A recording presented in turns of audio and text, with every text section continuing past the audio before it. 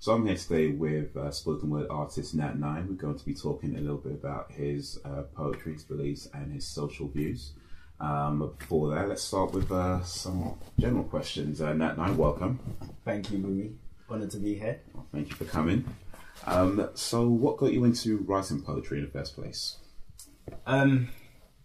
Yeah, basically it was a thing whereby ideas was always floating around my head, and I guess in 2009 I basically decided to start writing them down and thought, where could it take me if I actually did? And when I did, became a poem, and then I realised that actually it's a spoken word poem, it could be performed.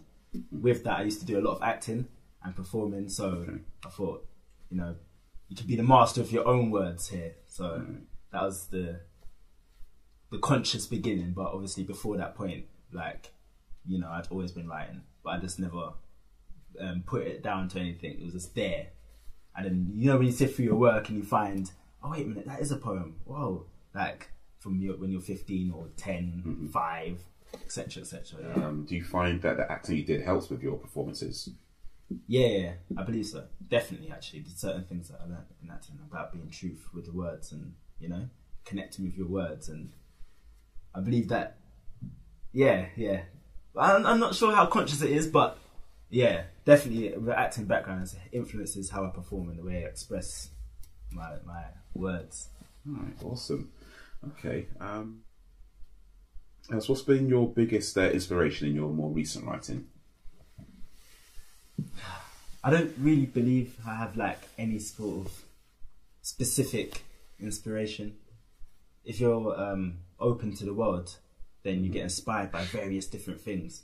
So like walking down the street, you could be inspired by this. I like to walk a lot, so like a lot. So I walk distances and I get to see what goes on in the street and I'm absorbed by it, and it could inspire me also, like as well as a documentary or a movie or hip hop music in particular, or other types of music, but hip hop I listen to all the time, so I get inspired by it.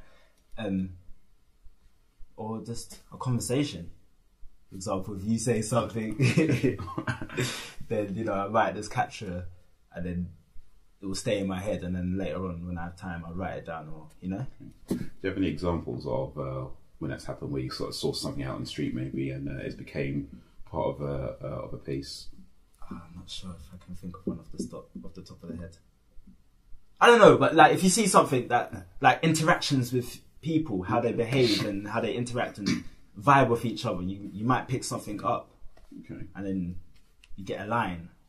A friend of mine does that actually, where she just things like she's on the bus and trains, and she tweet these little observations that she makes of various things, or things that she's in supermarkets. So it's quite interesting things that she writes down, like you know, a little girl skipping alongside a mother, you know, pretending that she's jumping over volcanoes, or, you know, things like that. And just how you observe people is quite interesting when you look at it and see people's response, people interpret it. So yeah, man, capturing the moments, beautiful moments of life, and then putting it in a poetic form.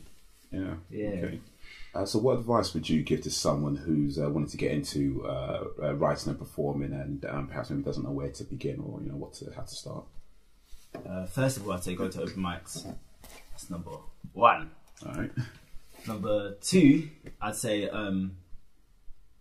go to YouTube and Google, like, or search for spoken word artists, established spoken word artists that have been doing this for a long period of time.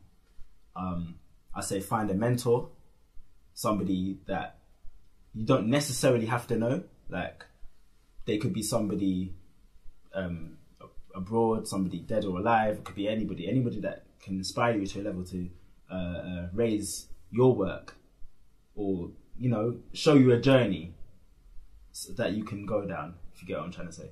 So I think a mentor is mentors is very, very imperative to your growth as an artist, especially at the beginning, when you don't really know what direction, what's my style, who am I, like, what's my writing style, you know? So that could help form by, you know, getting inspired by them. And also, I'd say go to like spoken word classes or groups Like me personally, I went to Roundhouse, and that benefited me a great deal. Okay, all right.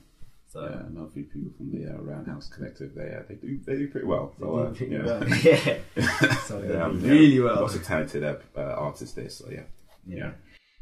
Okay, awesome. All right, didn't actually know you was in the Roundhouse actually. So that's something I learned today. Awesome. All right. So let's move on to some other stuff. So, what would you say your overall philosophy on life is and how one should live? That's a big question. My overall, I don't know, man. Basically, I don't think there's a overriding philosophy on how each individual should live their life.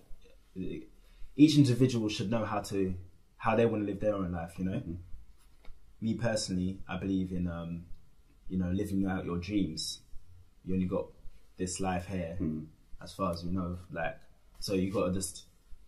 I personally don't want to be the granddad that tells my children, don't do what I do and go out there and live. I want to be the one that has like loads of stories to tell, you know, like thousands, millions of stories every single day just to tell the story. So I believe as long as you're not hurting nobody, like morally, your morals are intact. You know, everyone knows the difference between right and wrong. As long as you're not doing that, then do whatever, man. Literally, be. Just be. Yeah. Indeed, and I think that's it's quite a good philosophy to have. Just be mindful of other people, of course, but at the same time, follow your passions is something that it's not something that a lot of people tend to do. So, but yeah, awesome. Okay. Now you speak a bit about spirituality in some of your pieces. How would you define spirituality? I think that's linked to the philosophy thing, and it's another personal journey, definitely lifelong journey. Like, I'm just open, you know. Okay. I believe in the creator, and that's as far as it really. That's a broad term. I could go deeper, but like I believe in the creator. I don't believe in no religion per se, but I believe in the creator who created us, and that creator is everywhere, including inside of each and every one of us. You know. Okay. So in terms of spirituality, that's as far. Okay. Would you say there's a difference between then, say, spirituality and being religious? Yeah, definitely, definitely. Religion kind of sets out structures and guidelines, which like positive and my opinion negative as well, like both positive and negative in that. However, me personally, I can't follow what another man has put out there in terms of external. Well, depending on what you believe. So from my standpoint, I believe that the Bible, for example, was written by men. So I can't follow what another man has to tell me about how I should live my life. I need to live my life how I believe I should live it. Obviously, learning from outside, definitely learning from outside, but essentially I have to come to my own conclusions and live that way. Once again, without, doing something wrong or hurting anybody else. But the way I live my life is really down to me coming to my own conclusions and instilling it and then saying this is how I want to go about things. All right. Okay. One of your poems used the line, who do you call when 999 is the enemy? Let's talk a little bit about that and how that kind of came about. Well, basically, that poem came about because of the Mark Duggan incident. And I didn't write. I think I did that poem like a year later after the riots. Right. So like 2012, I wrote it, and after I did a lot of research and things, and you find out.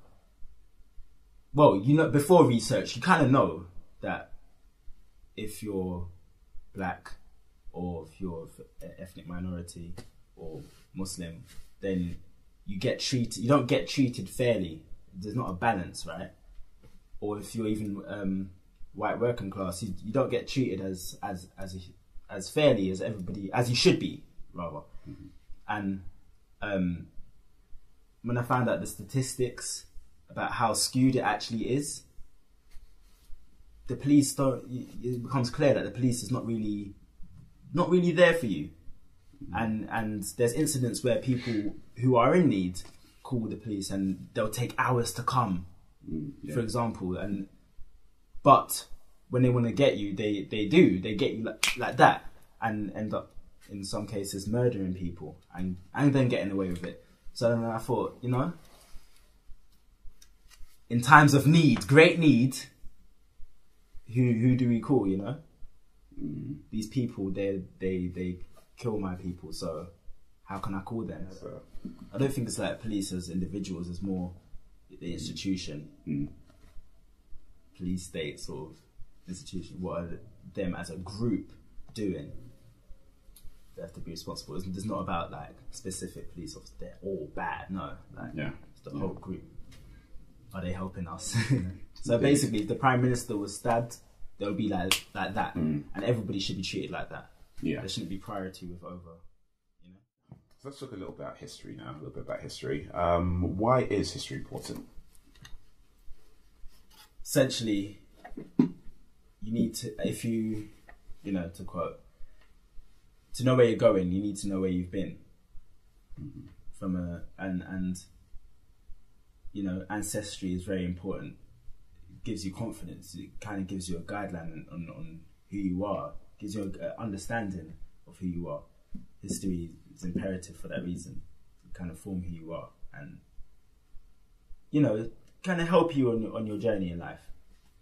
If you know that the achievements of others, the greatness of others, that can influence you, and also if you know the horrors of history, you can also learn from them and not make the same mistakes, innit? So that's why. Right. Well, good answer. I mean, that's pretty much what I think of it as well. History is vital. There are people though who say things like, history's irrelevant. It's in the past, and we just need to focus on what's now. I mean, what would you say to somebody who says something like that to you? What are you talking about? What are you talking about? No, for the same what I said earlier. Like, how do you know? How can you make adjustments to things that you don't know about, right or wrong? Like, if something great has gone before you and you don't know about it, how can you achieve that or better it? Or something terrible has happened before, how do you know? Like, if you haven't looked back into history, you have to look back into history. It's very, very important. It's, as you said, vital for our development and our growth. This is essentially what we're here, for. Indeed. Yeah. I think Black history or African history has to be taught in schools because it's human history. Africans were here first. African civilizations existed before everybody else's. It's human history. You need to know. Apart from it being the original as well, like, it's good to know about other places in the world, other countries in the world, their cultures. It's good for you. You need to. Everybody should know that.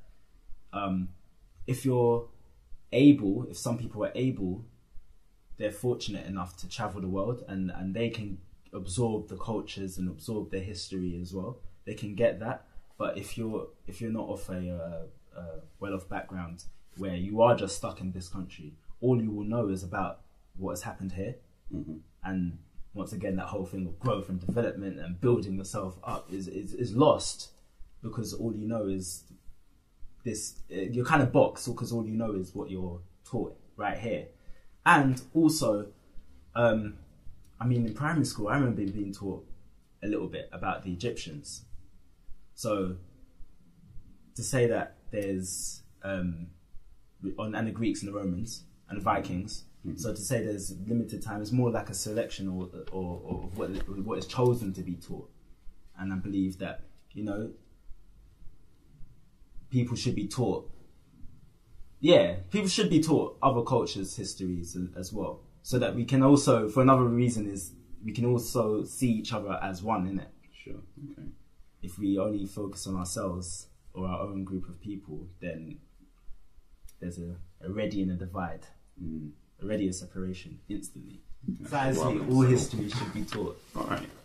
In brief moments. It doesn't have to be like a massive, big, fat syllabus, or but just so there's an awareness of, and especially as with Black history, what we do know is, or what is exposed is slavery, civil rights in America. That's it. So, as a African British person, like what I'm taught is very limited, because as things are coming out now, like there was Black Moors, there was Black Tudors, there was, and this is actually, when you see you find out when you look into it, Othello, for example. Othello was a Moor. Shakespeare wrote about that. We don't know anything about the Moors apart from Othello. That is it, but we don't ever go deeper than that. Okay. So we need to be taught that we were actually here before the Windrush as well. Our history extends way, way before, and it's an injustice when when all you know is civil rights in America, slavery. It's a limitation. Yeah, it does something for the mind. Yeah, so I was going to say, though, because you cannot expect the curriculum to change, essentially it is down to us, if you want to know more, to find out more, and then teach others, teach if you can, teach others, or showcase others to others about their history, your history, our history. Okay. Is polygamy ever acceptable? Yes. I'm all for polygamy. Okay. Why would you say that? All right. Okay. So you're not for it then, or? I'm open to the possibilities. All right. Okay. Of different ways of having relationships with people. Like, I mean, in this society currently, it's acceptable for monogamy, isn't it?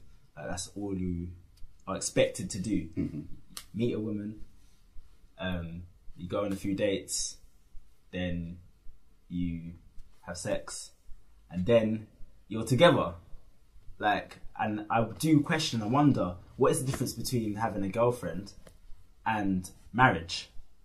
It seems that we enter a lot of these fake marriages.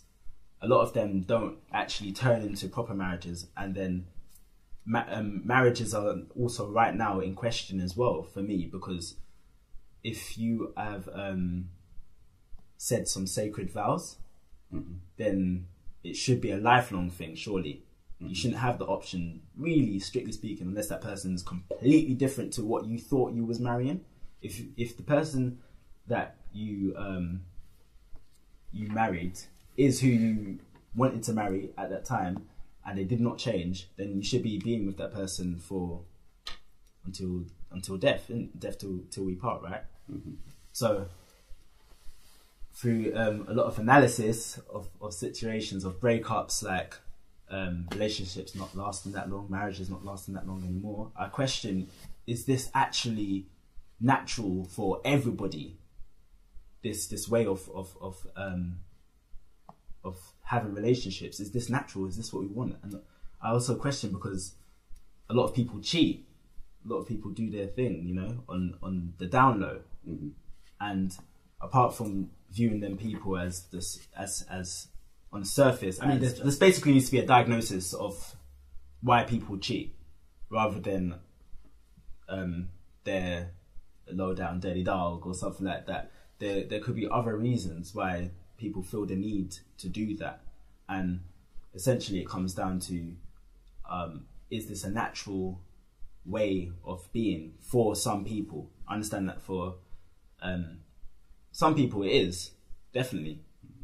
And if you find that right person, that if you two connect on that level and you can be that way, then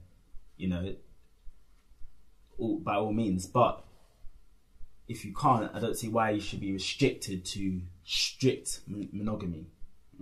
We should have a space or freedom to explore what works for me. Like, who am I?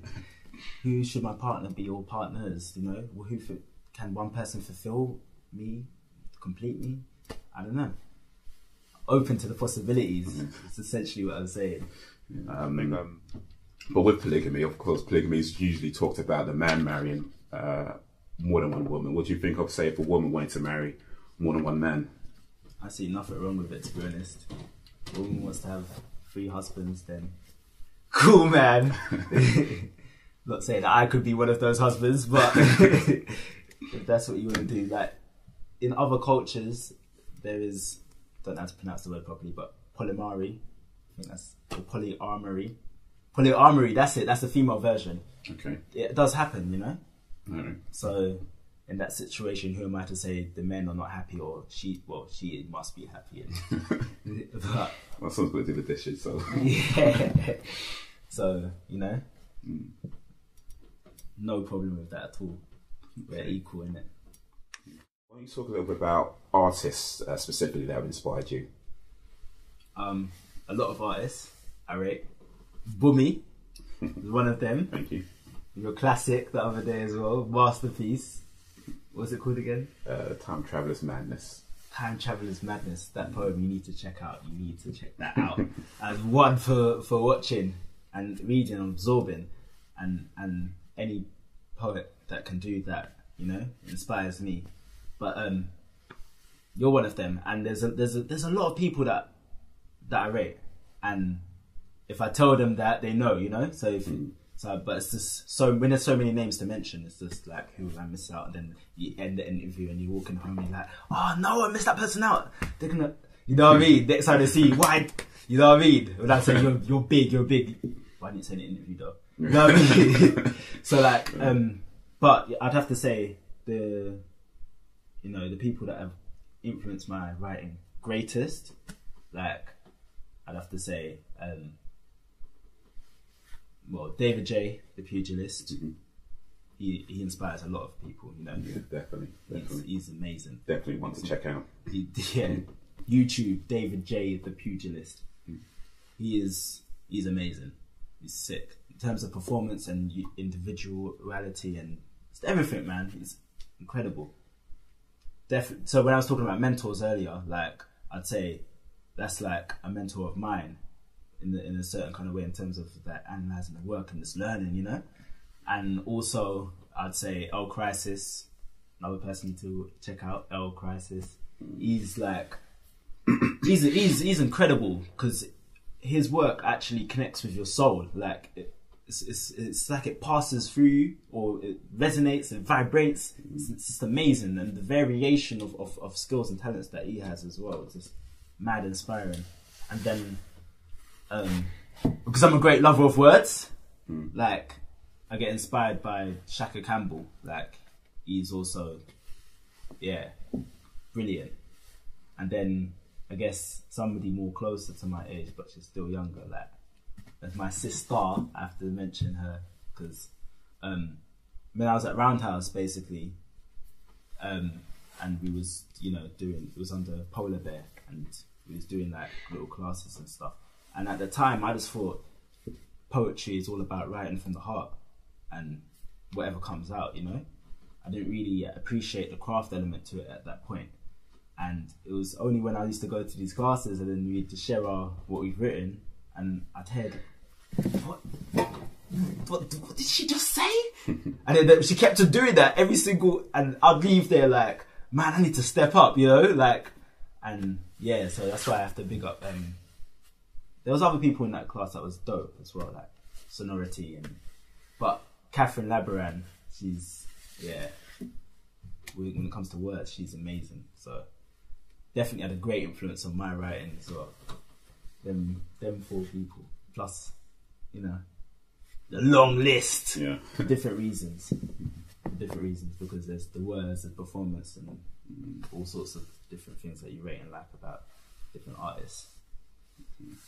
All right, and so what's next for Nat Nye? Do you have any projects in the works? Well, yeah, basically, I just want to get stuff out on them. I've written so much, and so far, people that have seen me perform have only seen the political side, but I've got lots of other things that I want to talk about. More politics, of course, but you know, about relationships, about like polygamy, about the way you should, you know, live life, legacies, striving for greatness, the art form itself, all sorts of things, man. I've got this stack, and basically I just want to release, and I've got projects. Yeah, I've got loads of poems basically that just need to be compiled and put into a book and audio format and just come out, and maybe, well, not maybe, put it out into the film. So yeah, the aim is this year to really go in and maybe bring out maybe 3 projects. Yeah, and push them hard. Cool. So if somebody wanted to follow you and your projects, do you have like a Twitter or Facebook or anything that you like to give out for people to keep up to date with all things Nat? All things Nat. Yeah, Nat Nye on Twitter, Nat Nye on Facebook. You find me. All right, cool. Cool. All right then. So I'm going to round up this interview with a few more questions. What is art? Art is a form of human expression. Okay. What is the purpose of art? To elevate one's mind and being and soul. Okay, and finally, what are you trying to do as an artist? As mentioned, raise people's consciousness as well as my own. Like, you know, basically, I just want to leave a legacy, man. I really want to, you know, try and impact as much people as I possibly can, and impact some sort of great change. That's just open-ended. Indeed. Well, Mr. Nathaniel Nye, good luck with that. Thank you for coming. Bless up, Bunmi. Thank you for having me.